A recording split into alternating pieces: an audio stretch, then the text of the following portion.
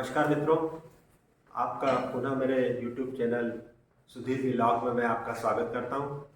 और जहां तक कि जो हमेशा मैं बोलते आ रहा हूं, आप लोगों के द्वारा जो मेरे वीडियोस पे प्रतिक्रियाएं दर्ज कराई जा रही है वो मेरे लिए बहुत ही गौरवशाली है। मैं बहुत बहुत आप सबका धन्यवाद अदा करता हूँ। आज एक ऐसी कहानी है जो जीवन की हकीकत को दर्शाती है। एक बार क्या हुआ कि संत तुकाराम, जो कि बहुत फेमस संत रहे हैं हमारे देश के, उनके कई शिष्य रहते थे उनके पास। एक दिन एक शिष्य उनके पास आया और कहने लगा, गुरुजी, मैं देखता हूँ कि आपका नेचर जो है बड़ा सौम्य है, आप हमेशा शांत रहते हैं, मधुर रहते हैं, और मैं हमेशा चिड़चिड़ा रहता हूँ, एक दूसरे से लड़ते झगड़ते रहता हूँ। तो मुझे कुछ ऐसा मंत्र दो कि मैं भी आपकी तरह विनम्र और शांत बना रहूं। तो तुकाराम जी माला कर रहे थे, जाप कर रहे थे। उनने उसकी तरफ देखा और कहा, देखो बेटा, ये बात तो तुम छोड़ो अभी। जहाँ तक मुझे ऐसा लग रहा है कि आने वाले 7 दिनों बाद तुम्हारी मृत्यु होने वाली है। अब ये सुन के वो जो शिष्य था वो पूरी तरह चौंक गया। उसने कहा, गुरुजी ने ये क्या भविष्यवाणी कर दी। और गुरुजी बड़े दुखी भी हुए। उन्होंने कहा, यार वैसे मैं बताता नहीं हूँ, लेकिन अचानक मेरे मुंह से बात निकल गई। तो शिष्य ने उनको प्रणाम किया और वो वहाँ से चला गया। अब वो जो शिष्य था वो बड़ा क्रोधी टाइप का था, लेकिन जैसे उसको पता लगा कि यार अपने जीवन में अब सिर्फ 7 दिन बचे हुए हैं, तो उस दिन से उसका जो बिहेवियर था वो टोटली चेंज हो गया। जिससे भी मिलता बड़े प्रेम से मिलता, किसी से लड़ाई झगड़ा नहीं करता।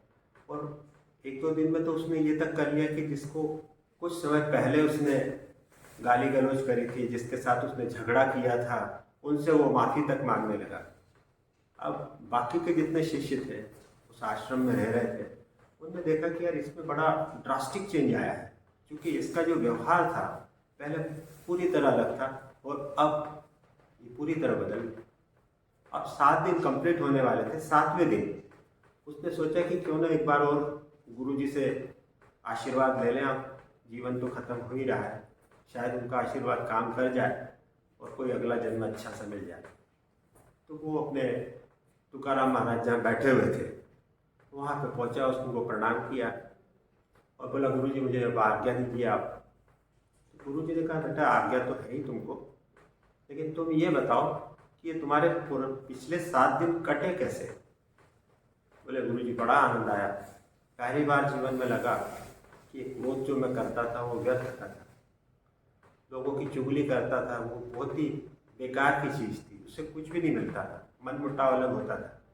कई लोगों के साथ जो वैमनस्य था, कई लोगों के साथ जो मैंने गलत तरीके से व्यवहार किया था, और जब मैंने उनसे क्षमा मांगी तो मेरे मन में इतना शांति हुई कि मुझे लगने लगा कि ये बहुत अच्छी चीज़ है। तो मेरे को तो कभी ध्यान ही नहीं रहा कि अब क्रोध करना है, किसी की चुगली करना है, किसी की निंदा करना है, किसी की बुराई करना है, किसी को नीचे गिराने का काम करना है। तो गुरुजी ने कहा, बेटा यही मैं तुमको समझाना चाह रहा था। मौत किसकी कब आनी है तो मुझे भी नहीं पता, किसी को नहीं पता, लेकिन तुमने जो ये 7 दिन में अनुभव किया है ये बिल्कुल परफेक्ट है। यही ज्ञान इंसान कितना भी पढ़ लिख लेता लेकिन नहीं आता। मौत के डर से अगर आ गया तो ये भी बहुत कम कास्ट है। और वैसे भी दोस्तों, हमेशा ज़िंदगी में 7 ही दिन होते हैं। सोमवार से लगा के रविवार तक 7 ही दिन होते हैं।